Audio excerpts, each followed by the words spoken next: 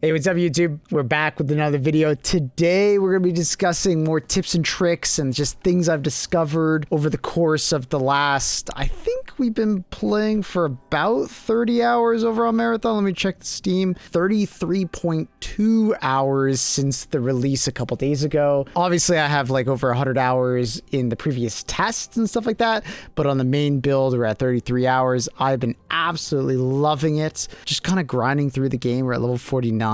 What we suspect is around the midway point of the overall season level, and as we can show off in the factions tab, making some good progress. What we suspect is rank 30 is going to be the max rank, and then you start going to the VIP ranks for your respected factions. Really liking going through the quests as well. Highly recommending going through them. The ones that we really have been kind of going for first is Syak, just because there's so many good like upgrades and so on and so forth. So getting through all your contracts for Syak was very useful. New caloric was really nice. You know, going for the self-revive purchase, you know, 500 coins just get a self-revive makes a world of difference in PvP combat, where I'm at the point where I typically bring more than one self-revive just in case for those crazier missions. Obviously, what we talked about before, going for the firewall resistance, the hardware resistance, getting the heat build up, recovery speed, and so on and so forth. Very important upgrades for your character. In the beta, I remember talking about how I was really, you know, aiming for getting long shots unlocked for Traxxas, but you notice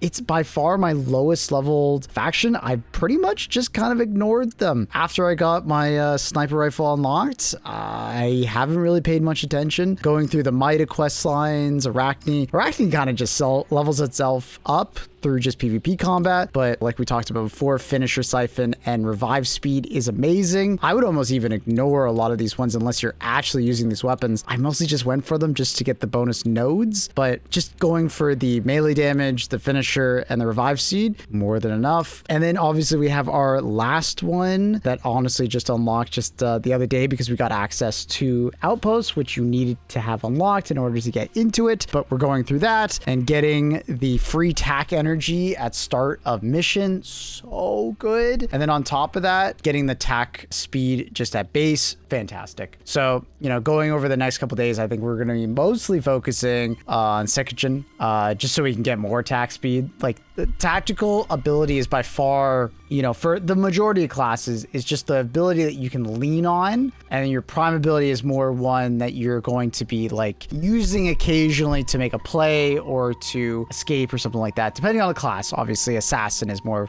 escape, whereas, you know, if you're using like recon, you're more or less like in an advantageous position where you need to search out your enemies and so on and so forth. But yeah, highly recommend going through those. Mida has had some extremely long quest lines with the new Outpost map. We'll get into that one later, but yeah, extremely long quest lines, tons of credits and stuff like that to get. Not exactly the best skill tree to go through, you know, getting the positive agility. If you guys don't know what agility does in this game, but it's just movement speed and jump height. And it is like Destiny, just a heads up. If you hold down the jump button, you go higher. A little thing that a lot of people probably wouldn't notice, but as a Destiny player, I got a message to me like, hey, is this like Destiny in terms of like jump height? And I and instinctually, like, I was already doing it just because it's a Bungie game. They have that going for it. So if you just tap jump, you don't get nearly as much height. So if you're trying to like get those like mantles on walls and stuff like that, and you're just like, man, why can my teammate do it but not me? Hold the jump button. You'd be surprised how much that'll help you out. Checking out my vault, unsurprisingly, is full of M77s, long shots, and some double barrel shotguns. I have had my hands on the circuit breaker, which is the energy shotgun. Wasn't a huge fan of that.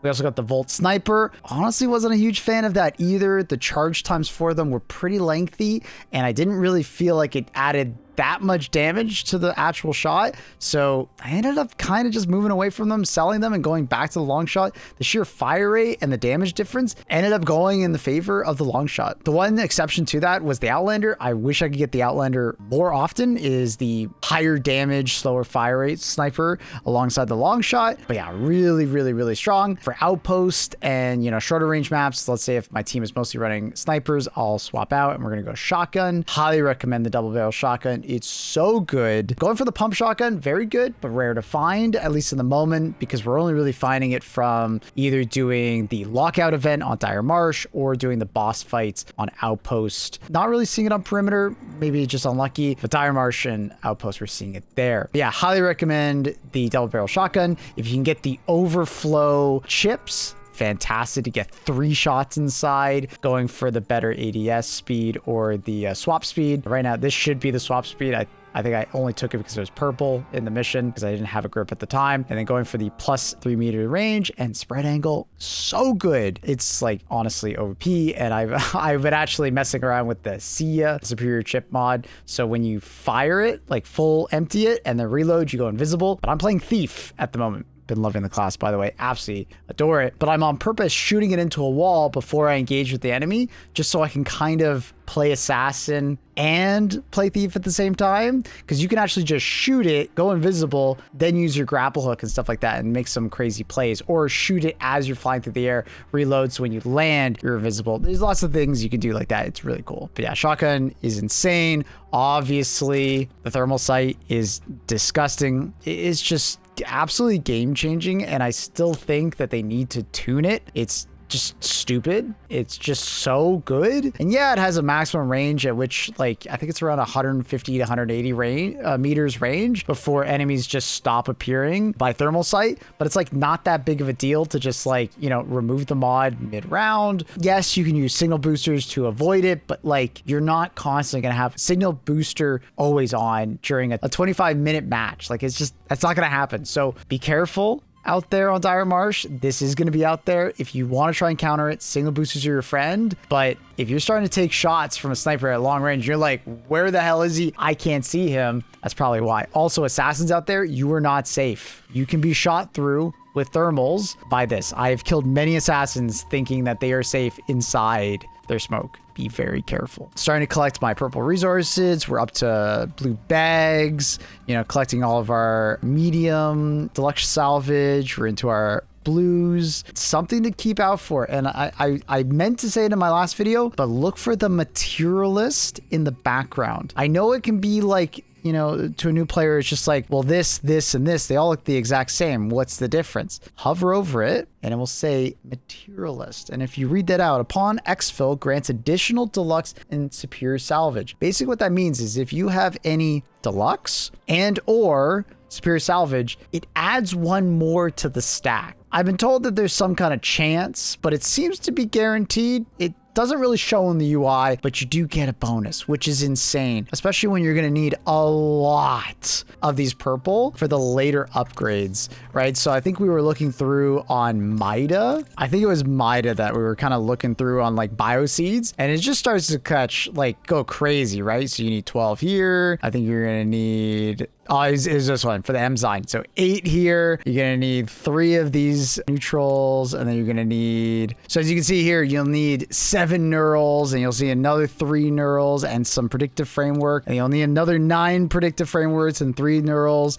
Like, it's just, it adds up really fast on these higher tiers. And it's not to say like you won't need like the smaller blues. So materialist has been an absolute game changer when trying to progress into the late game. So I always recommend that you have something on your character with materialist. So there's normal materials, which is just like white and green salvage, and then you have materials plus, which is obviously blue and purple. I'm not so sure if it like stacks. So if I have like 2 pieces with materialist plus, do I get double the benefit? Not so sure on that one. But yeah, I highly recommend at least having one. This thick skull V3, I've just been like holding on to and been using for like the last 10 raids, and it's just been printing bonus materials for me the entire time. It's been so nice. And I've been getting the question on stream quite a bit, like, what do you keep? What do you not keep? It can look a pretty messy out there, but for the most part, I try to keep, as far as like implants, I try to keep like a maximum of like, let's say 3 for a particular type that I want in each slot, maybe 2. I like the grenades that I like, maybe, you know,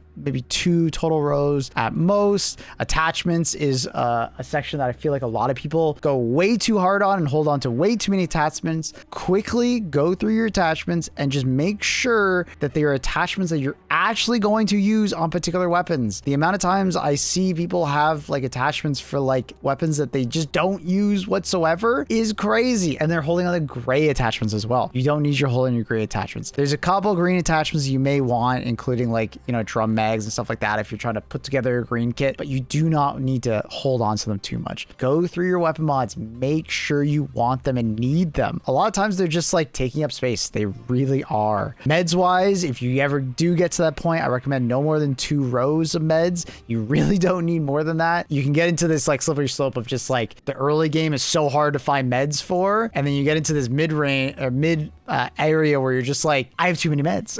Like, and it's just like taking up too much space. Cause like, especially when you want to hold on to some extra weapons, it can be very pricey space wise. And you're going to be holding on to your backpacks and so on and so forth. So be aware of like hoarding. It can be a little dangerous. Even here, like I think I have too many blue shields at the moment, and I probably don't need this much. 2 rows. Cause you got to think of it in the sense of like, I need to lose 8 raids in a row before I even out even a little bit, like getting another one back. You can always do the cost benefit analysis of like, how rare is this item to me? How often do I see this? Do I only see this like every 3 raids? Okay, maybe I hold on to this a little bit more often because of that. You know, you'll have to do that individually for yourself, you know, depending on like, are you mostly playing on perimeter? Are you heading to Dire Marsh? Are you excelling in outposts? It'll be different for every player. Obviously, if you're sticking mostly to perimeter, blue shields are going to be way more rare than someone who's constantly playing on outposts, where they are far more common coming out of the central pinwheel or, you know, doing the events around the map. So keep that in mind. As you could probably see, we're starting to, you know, stack up some marathon keys. My friends have a couple as well. So we've been kind of equally spreading them across all of us. Really cool. Can't wait for ArcRaiders to come out. As far as like Thief, I've been playing Thief quite a bit over the last 2 days. Absolutely loving this class. I think one thing that I'm a little bit disappointed in is that I'm very rarely using better mods or like cores than green ones. I just think the green ones are so good. Your backpack is completely full, getting extra sprint speed and slide speed. Very nice. Sometimes I literally just fill up my backpack with crap just so I can get this. And then there's another one for loot speed. And then there's another one that's very similar to this one, where it's you're going to get reload speed alongside another perk. I'm forgetting what it is off the top of my head, but another very strong one. I don't really use my drone as much as I feel like I should be. I've been seeing the tech as far as like throwing claymores and stuff like that, but it can be very awkward to use. For anyone out there using their drone, you can somewhat use it in like an annoying way against players that are about to attack you. Like you fly out, you ping them for your team, but what you start doing is you distract the enemy with your drone. So you start like poking them with your like main attack to pull out the enemy's stuff. And a lot of times they don't even realize it's happening, especially if you can flank in behind them. It's happened to me. And what it tries to do is the drone picks out like the highest tier lootables and stuff like that. So a lot of times I was finding it was taking my deluxe shield because they can stack up to 6 times. I think it's just worth so much money for the game that it thinks it's a really high tier item loot. So it often takes these out of the inventory first. And you can actually take weapons out as well, which is pretty annoying, out of someone's inventory. And the drone actually has an inventory. If you didn't know, if an item is on the ground and you like attack it or like use the grapple on it, it goes into the inventory of the drone. And you could fly that drone over to yourself and you could obviously take the things out of it or a teammate, or you could just fly your drone into a corner.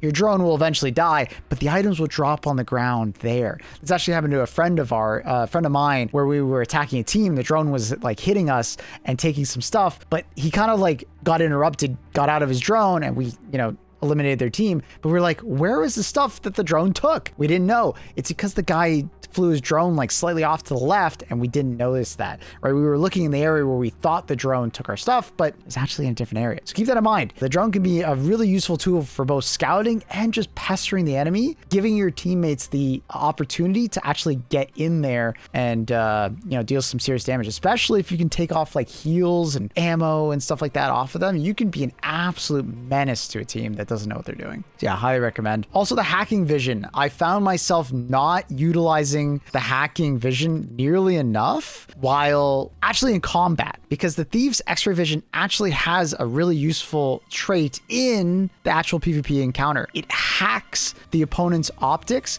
kind of messing with their vision, making it a lot harder to notice what the hell is going on. It's really cool. I don't think it does the full hack where it like stops you from using your abilities, but it does mess with the vision and it can help you in those 1v1 scenarios. Also, it highlights enemies and it can highlight people through smoke. So it's kind of like a thermal vision. It doesn't work perfectly through like an assassin's smoke, but the amount of times I've been able to see some slight translucent images through the smoke has been pretty plentiful. So highly recommend. It's a great counter to the assassin. Obviously the grapple, fantastic, works just like Destiny Strand. One little tidbit is when you're grappling at something, try to go left or right of where your grapple is, because you can kind of slingshot yourself after the slingshot is done. That doesn't happen if you go straight at your grapple point. You can get some like extra momentum. It's kind of like, you know, the Apollo astronauts going around the moon. You're kind of orbiting around the moon and slingshotting yourself around it. It's gonna take some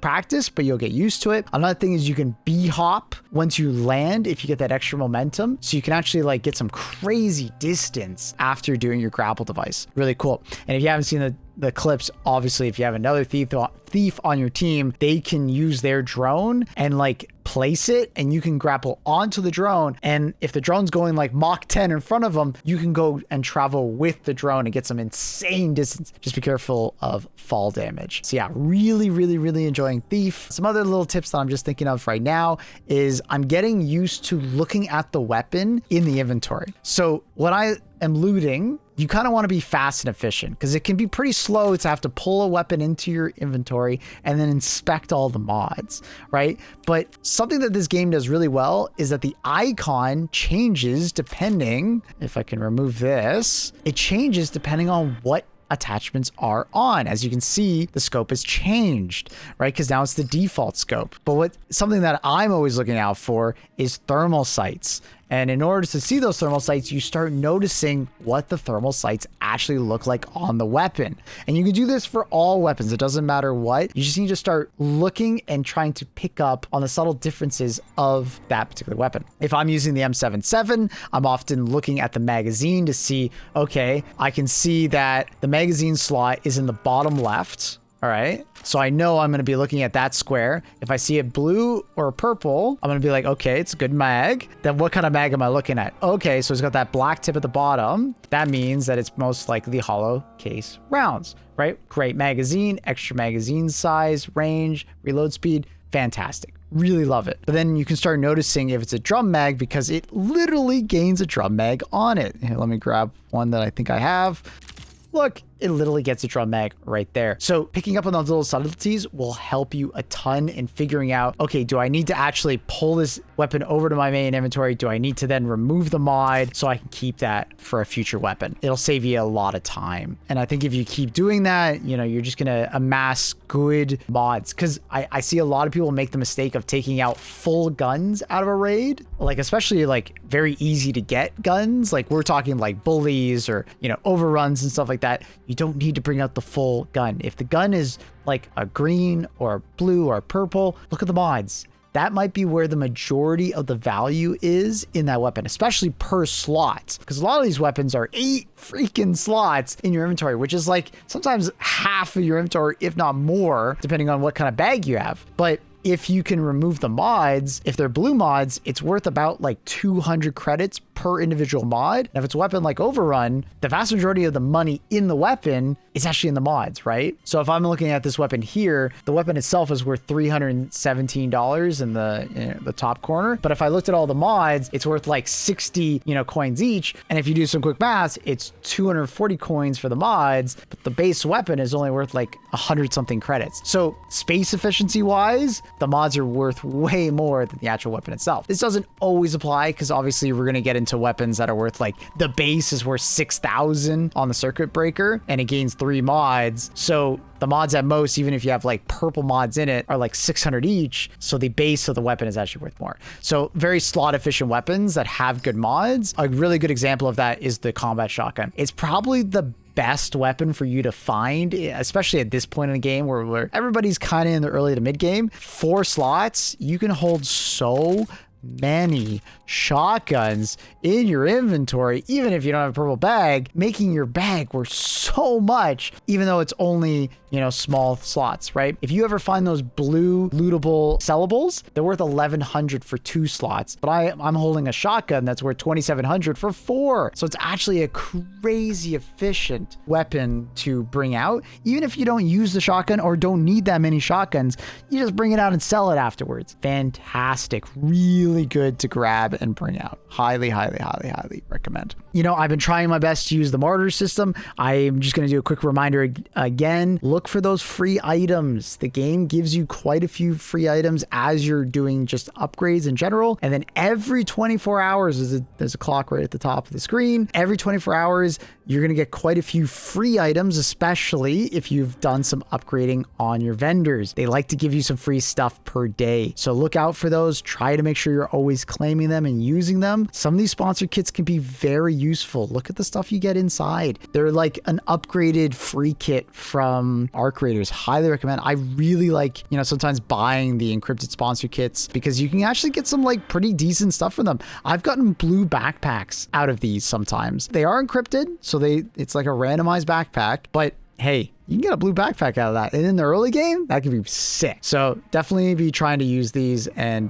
good luck on your random rolls. Quick thing on what to bring into a raid. I've been getting some questions about like, okay, what exactly am I bringing in? Now that I'm firmly into like the mid to late game, I'm starting to grab stacks of like the advanced patch kits and advanced shield rechargers and grabbing like a Panacea kit and stuff like that. Double like self revives and usually 2 stacks of ammo per, so 2 stacks of MIPS, and then usually 4 stacks of light ammo. But in my more earlier games, I was probably more on average going for something along the lines of like, sometimes brought like good meds, like 1 of each, you know, of like the faster like advanced patch kits and stuff like that. But usually 1, you know, patch kit and 1 shield recharge, and then hopefully I'm finding the depleted versions of them while I'm playing throughout the match. But if I'm going in for more PvP oriented combat, I know I'm going to be trying to seek out PvP, especially in trios. I'm bringing 2 of each just so I feel like I'm confident that I can,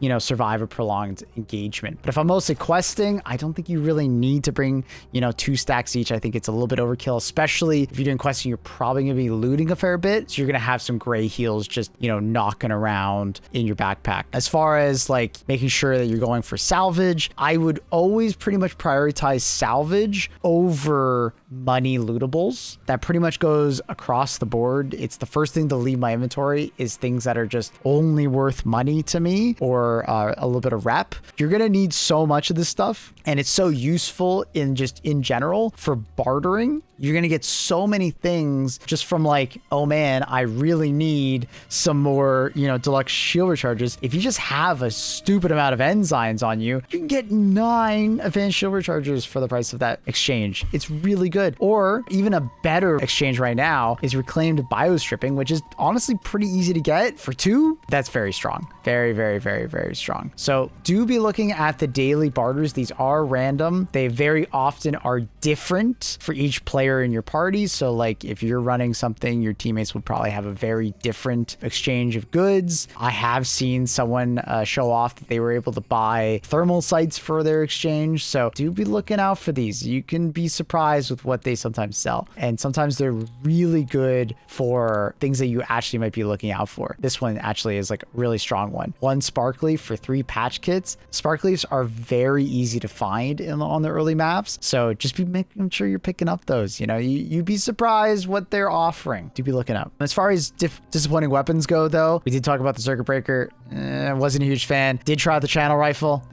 Wasn't a huge fan. Still loving the Retaliator with the shields, or just LMGs in general. Use the shields. They're extremely powerful, especially against the shotgun rushers. If you hate the shotgun rushers, put up your shield and just crouch. They literally can't hurt you if you're aimed down sight. I've seen like shotgun rushers just die outright and panic after they take 2 shots to your shield, and they're like, oh, they freak out, they start spinning around. Fantastic, really fun. I've got a friend that really liked the Impact HAR. I think the M77 is better just as an overall, but really neat. I think railguns are in just kind of a bad spot at the moment. I think the Longshot is too good in comparison, or the Outlander is just too good in comparison for me to want to recommend railguns. I think they're really neat and cool, but they didn't even impress me in like PvE combat, so wasn't a huge fan personally. Still thinking that the Magnum has too low of range. You really need to invest in range mods in order to improve it. But that being said, we did get the legendary mod for it that turns it in basically into the Master Chief Magnum from the Halo games, where it removes basically the body of the weapon